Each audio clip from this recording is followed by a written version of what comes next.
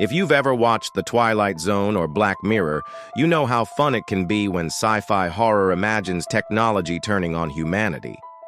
Well, what if this wasn't fiction? What if our world has already become a Twilight Zone? This is the story of West Hobart, an old suburb hidden in the heart of Tasmania, Australia. Over the years, countless whispers have spread of hauntings, ghostly figures, and unexplained activity. Tourists and locals alike claim that something dark lingers here. But as with most ghost stories, many of these tales were dismissed, either proven false or left without a shred of real evidence. But then something happened that blurred the line between myth and reality. Back in the late 1980s and into the 90s, rumors began to spread of a house in West Hobart. A house so cursed that it slowly drove its residents into madness. At first, the story was just gossip. A dark legend passed from one neighbor to another. The house became a place everyone avoided, and fear tightened its grip on the town. Eventually, the authorities got involved. What they discovered was far stranger than they expected.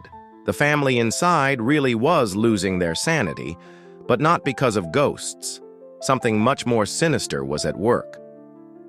In 2007, New Zealand author Paul Kane wrote a story about the West Hobart house for Reader's Digest. He spoke to the man who sold the home, interviewed the new owner, and scoured public records, police reports, and court transcripts, speaking to locals and sifting through local news articles. This is what he found. The house was located in West Hobart, a quiet suburb that seemed straight out of a fairy tale. Quaint homes lined the narrow streets, giving way to lush gardens and well-kept lawns. Locals took pride in their community, in its beauty and tranquility. But lurking in the shadows of one such home was a secret so dark it would eventually shatter the very fabric of this idyllic neighborhood. It all began with the arrival of a couple in their early 60s, John and Jean. They had worked hard their entire lives, and now that they were retired, they wanted nothing more than a quiet life in a nice home. When they saw the house on Rowan Street, they knew it was perfect. Built in the Victorian era, it boasted high ceilings, stained glass windows, and fireplaces throughout. Stepping inside felt like stepping back in time. But what the couple didn't realize was that they weren't the first to feel that way. One evening, as the sun dipped below the horizon, casting long shadows across the lawn, Jean noticed an odd sight. A white mist seemed to be seeping out from the ground, swirling around the base of the house like a phantom. Startled, she turned to her husband, but his face was creased with concern. He was staring at a large pipe that ran along the foundation. "That," he said grimly, "is a serious crack." As they watched, the mist continued to rise, swirling and eddying as if disturbed by some unseen presence. This was only the beginning. Strange things started happening all around the house. Doors that had been firmly shut were flung open with violent force. Heavy footsteps echoed through the halls at night, and disembodied voices whispered secrets in the dead of night. Their friends and family tried to convince them it was all in their heads, but John and Jean were deeply troubled. They couldn't understand why these things were happening. Then they discovered the history of the house. Built in 1874 by one of Tasmania's wealthiest families, the house had seen its share of tragedy over the decades. Stories of former residents tormented by mysterious forces circulated among the locals, each tale adding another layer of darkness to the house's reputation. Still, John and Jean were reluctant to believe in ghosts. But as time went on, the strange events intensified. One day, Jean heard music. It was faint, like the distant strains of a waltz, but it was enough to send shivers down her spine. Where the music came from, she had no idea. As the weeks turned into months, the couple's unease grew. They couldn't shake off the feeling that they weren't alone. Then one night, their worst fears were confirmed. They were awakened in the middle of the night by blood-curdling screams. Sitting up in bed, they listened intently. The screams were followed by heavy footsteps, as though someone was running around the house. Then silence. Trembling, they called out into the darkness, but there was no reply. When the sun rose and they could finally see, they found strange markings on their walls and floor, symbols they didn't recognize. Panicked, they contacted the local priest, who performed an exorcism, hoping to drive out any evil spirits. But the disturbances continued unabated. The stress started to take a toll on their health. Jean developed a chronic cough, while John suffered from insomnia.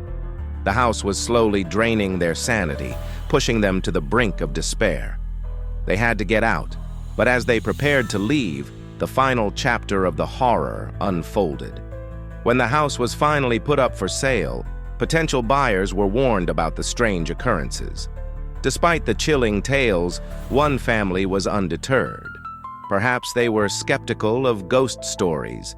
Maybe they saw dollar signs in the rundown property. Whatever their motivation, they moved right in. But it wasn't long before they, too, were driven to the brink. Their children began seeing apparitions in the hallways. Unexplained illnesses swept through the family, and the constant feeling of dread made daily life unbearable. The house had claimed another victim. As the news of the family's harrowing experience spread, the town was shaken. People started talking in hushed tones, sharing their own experiences with the house.